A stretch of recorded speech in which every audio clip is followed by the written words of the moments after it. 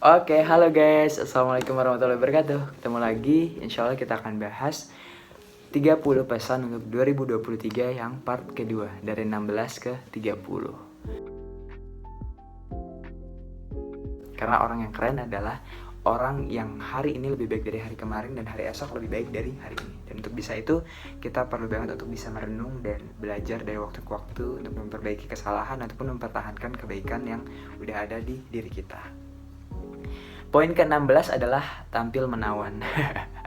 Gue sadar banget ini karena gue rasa sebelum-sebelumnya tuh kadang gue suka cuek kayak gitu sama penampilan, karena gue rasa ya udah orang tuh dinilai dari perilakunya, dari akhlaknya, dari prestasi apa yang bisa dia berikan gitu. Tapi ternyata itu aja nggak cukup gitu. Kita juga perlu tampil menawan supaya orang lain juga nyaman ada di dekat kita. Dan ya, don't judge a book by its cover itu memang berlaku, tapi seringkali juga mau nggak mau kita tuh judge a book by its cover gitu. Jadi harusnya bisa bikin cover sebaik mungkin dan isinya jauh lebih bagus daripada itu. Seperti doanya Rasulullah, Allahumma kama hasanta kholqi fahasin huluki. Ya Allah, sebagaimana engkau mengindahkan fisikku, maka indahkanlah pula akhlakku. Lalu pesan yang selanjutnya adalah yang ke-17, yaitu catat supaya ingat. Nah, tahun ini gue belajar banget. Alhamdulillah di ujian terakhir gue di Fakultas Kedokteran, Go Green, buat teman-teman yang belum tahu istilah Go Green itu lulus semua. Terus juga nggak cuma Go Green, tapi juga gue ngerasa progresnya tuh sangat bagus gitu. Alhamdulillah bisa di atas rata-rata gitu nilainya. Dan ternyata gue sadar gitu, cara belajar gue adalah dengan mencatat kembali gitu. Ada hal-hal yang kadang itu kita baca terus terlewat, baca oke, paham, ternyata ketika di recall lagi terlewat. Nah, cara gue untuk bisa membuat itu semua tuh teringat dan tertanam di dalam kepala adalah dengan menuliskannya kembali gitu. Mungkin pelan-pelan, mungkin ini akan ngambil waktu lebih lama lagi, ngambil energi lebih banyak lagi, tapi nyata impactnya tuh lebih bagus lagi. So, untuk banyak pelajaran-pelajaran penting bisa dicatat supaya ingat, seperti pelajaran-pelajaran hari ini. Selanjutnya, yang ke-18 yaitu waktu muda, waktunya eksplorasi. Alhamdulillah, gue bersyukur banget bisa sadar tentang kata-kata ini di umur yang sekarang masih 21 tahun. Dan semoga gue harap masih punya umur yang panjang dan bisa diisi dengan banyak kebaikan. Karena di waktu muda ini ternyata adalah waktu terbaik kita.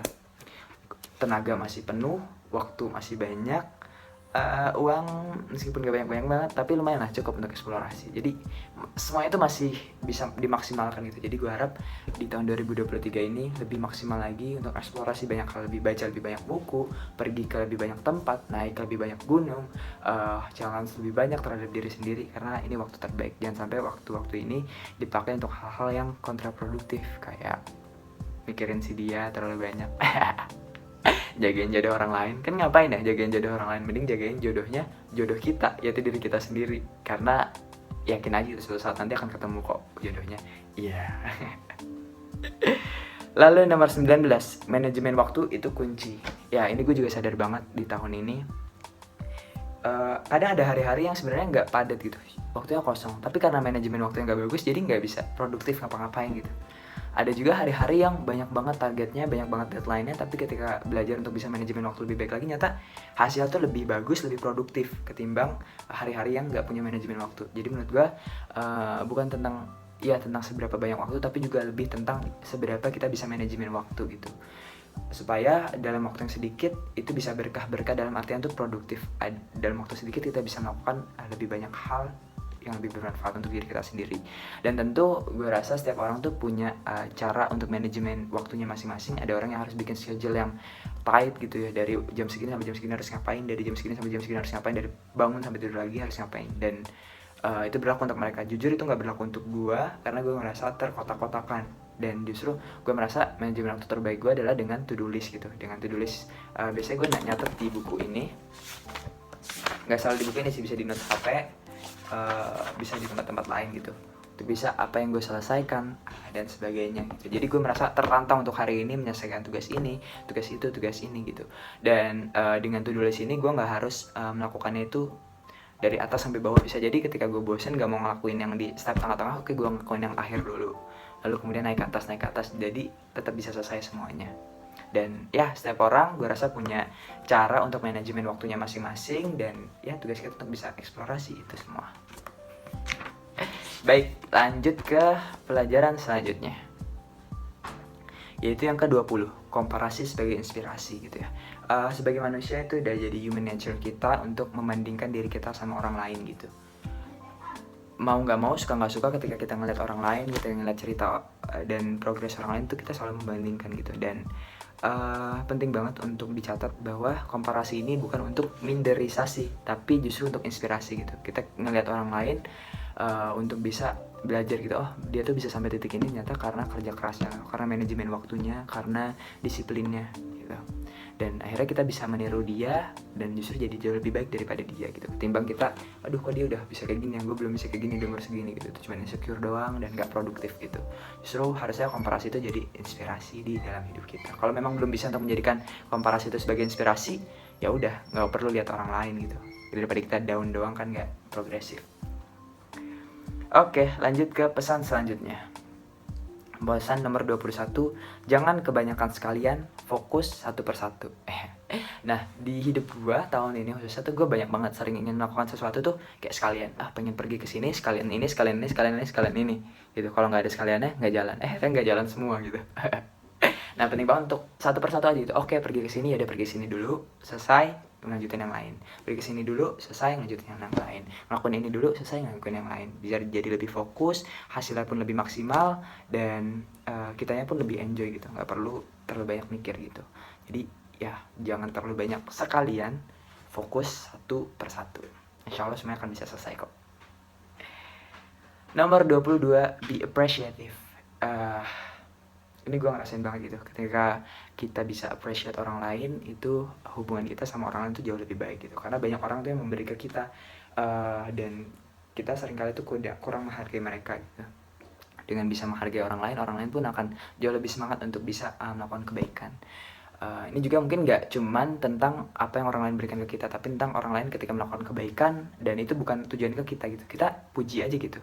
Jadi orang yang spontan untuk bisa memuji hal-hal baik, supaya nyata orang lain tuh lebih semangat loh ketika dipuji, ketika melakukan hal kebaikan. Tentu itu bukan yang mereka cari, tapi dengan ada pujian, kayak kita aja gitu, kita nolong orang lain terus dipuji orang lain tuh kayak rasanya seneng ya gitu.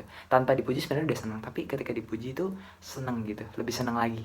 Nah, tugas kita sebagai manusia mungkin untuk bisa memotivasi orang lain ya, kita appreciate orang lain aja gitu ketika sudah melakukan kebaikan, supaya mereka lebih semangat lagi melakukan kebaikan. Lanjut selanjutnya, nomor 23, mulai dulu aja, berproses selanjutnya. Ya, gue sadar banget di tahun ini gue merintis YouTube, dan ya YouTube ini cuma dimulai dengan HP, diedit pun lewat HP, diupload lewat laptop ataupun komputer yang ada di kampus gitu. Dan gue rasa gak ada timing yang perfect gitu untuk memulai sesuatu gitu. Memang di awal tuh akan jelek, akan nggak sempurna, tapi ya mulai dulu aja gitu. Kita berproses sering waktu, nyata kita bisa bertumbuh ketimbang kita nunggu waktu yang sempurna untuk memulai, dan nyata nggak akan pernah ada waktu untuk memulai yang sempurna itu. Ya tunggu aja, berproses, kita tumbuh dan bersenyawa. Lanjut selanjutnya, nomor 24 itu quantity means quality. Gua sebelumnya berpandangan gitu bahwa kualitas tuh jauh lebih penting daripada kuantitas, tapi ternyata mereka tuh bisa berjalan seiringan gitu. Dengan kita berkarya, misalnya kita bikin video, mending satu tapi bagus banget ketimbang 30 tapi jelek-jelek semua. Nyata enggak, ketika kita bisa bikin 30 video itu kita berproses di masing-masing video kita lebih baik 5%, lebih baik 10%, lebih baik 2%, lebih baik 3%. Jadi ketika kita sampai di video yang ke-30, nyata kita lebih baik 200% ketimbang satu video yang kita bikin gitu, atau dalam hal apapun gitu. Jadi buat gue sekarang kuantitas itu bisa beriringan dengan kualitas. Justru dengan banyaknya kuantitas itu membangun kualitas jauh lebih banyak, lebih baik lagi gitu, ketimbang cuma bikin satu tapi berusaha untuk perfect dan hasilnya ya gitu-gitu aja gitu. Pelajaran selanjutnya, nomor 25, mengisi sebelum memberi. Nah, khususnya ini di sosial media. Kadang kita tuh pengen memberi sesuatu tapi ternyata kita itu masih kosong gitu. Jadi ya udah kosong aja gitu. Kita berharap pujian dan sebagainya yang akhirnya destruktif ke diri kita. Nah, penting banget untuk kita mengisi diri terlebih dahulu sebelum bisa memberi, supaya apa yang kita beri itu lebih berkualitas lagi dan diri kita tuh lebih ikhlas lagi, lebih tulus lagi. Jadi berbalik ke diri kita juga jauh lebih baik lagi, kayak bisa membaca lebih dulu, menonton lebih dulu, survei lebih dulu, dan banyak lagi gitu. Intinya mengisi diri kita lebih dulu sebelum kita bisa memberi ke orang lain. Nomor 26 yaitu hereafter comes first. Nah, ini gue sadar banget gitu. Ini cara pandang yang indah banget gitu untuk bisa mengutamakan akhirat ketimbang dunia gitu. Karena ketika kita mengutamakan akhirat, nyata dunianya tuh juga dapet loh. Gak ketinggalan loh gitu, dan kita lebih bahagia gitu karena yang kita lakukan itu untuk di sini senang, di sana senang gitu. kita tahu gitu meaning dari hal apapun yang kita lakukan. Kita bikin video, kita belajar, kita olahraga, kita makan, kita berhubungan sama orang lain, ada niatan akhiratnya itu insya Allah di dunianya itu bahagia karena kita punya standar tertinggi, di akhiratnya juga jadi bekal yang jangka panjang gitu. Dan apapun respon eksternal terhadap kita itu tuh jadi nggak terlalu valid gitu. Kalau ada orang yang responnya buruk ke kita, oh ya udah gitu, toh niatan kita tuh untuk sesuatu yang lebih besar, yaitu akhirat lebih panjang gitu. So insya Allah kita dapatkan yang di akhirat, dan kalaupun di dunianya ada yang mungkin nggak sesuai dengan ekspektasi kita, ya udah gitu, insya Allah akan ada balasan lebih baik. Allah maha adil dan Allah maha baik kok. Oke, lanjut ke pelajaran nomor 27 yaitu sometimes less is blessed. Gue sadar banget gitu, kadang kita dilebihkan terlalu banyak itu destruktif juga buat diri kita gitu ya. Kayak di rumah kita misalnya terlalu banyak makanan tuh kita akan makan terus dan nggak fokus gitu.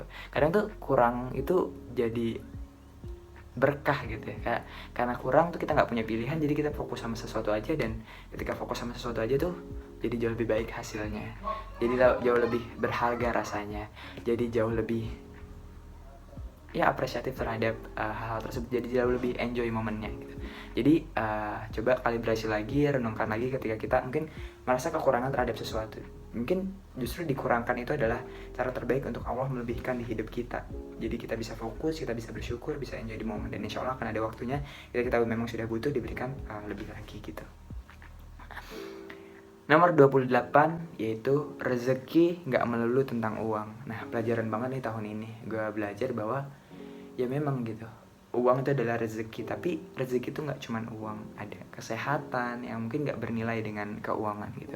Ada tetangga, ada keluarga, ada teman-teman, ada guru, ada ilmu yang bermanfaat, ada yang hati yang khusyuk, hati yang fokus, ada waktu kosong, ada pengalaman, ada kesempatan pergi ke sana dan ke sini, ada gear untuk bisa kita bikin sesuatu, dan banyak lagi gitu. Nyata rezeki itu nggak cuma tentang uang. So semoga di 2023 nanti kita bisa lebih dewasa untuk memandang rezeki, bahwa rezeki itu bukan cuma nominal, tapi banyak hal, segala kebaikan di dalam hidup kita itu juga adalah rezeki. Jadi kita lebih bisa bersyukur lagi dan bisa menilai lebih komprehensif lagi. Oke, selanjutnya pelajaran nomor 29 sebelum terakhir, yaitu climate change is real. Tahun ini gue bersentuhan karena waktu itu gue ada lomba pidato dan salah satu temanya adalah climate change. Gue survei, nonton film, nonton video, baca artikel, baca ini dan itu, nyata gue jatuh cinta sama climate change. Dan nyata climate change itu real terjadi di hidup kita, dan sekarang kita ada di dekade paling parah gitu yang pernah bumi miliki gitu.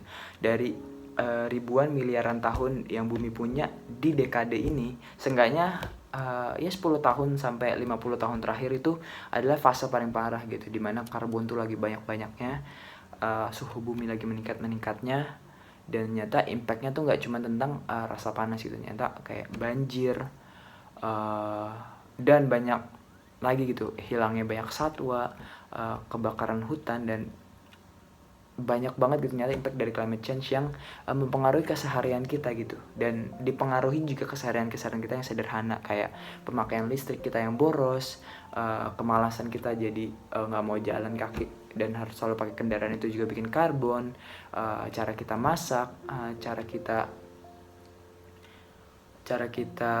menggunakan banyak hal, pokoknya banyak banget yang sebenarnya hal-hal kecil tuh nyata impact juga ke climate change. Dan nyata climate change juga mengimpact terhadap kita itu ya, mempengaruhi kita tuh lebih besar juga gitu.